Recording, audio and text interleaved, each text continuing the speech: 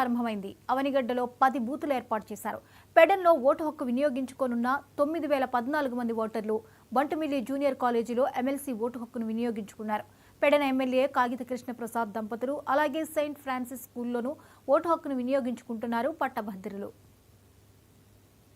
నియోజకవర్గంలో ఉన్నటువంటి గ్రాడ్యుయేట్స్ ఎవరైతే ఉన్నారో ప్రతి ఒక్కరూ కూడా ఈ రోజున జరిగేటువంటి కృష్ణా మరియు గుంటూరు జిల్లాలకు సంబంధించి గ్రాడ్యుయేట్ ఎమ్మెల్సీ ఎలక్షన్ జరుగుతూ ఉంది.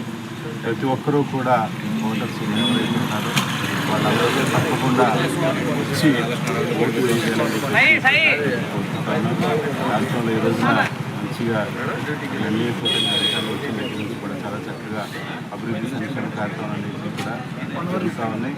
తప్పకుండా అభివృద్ధిని చూసి ఓటర్స్ అందరూ కూడా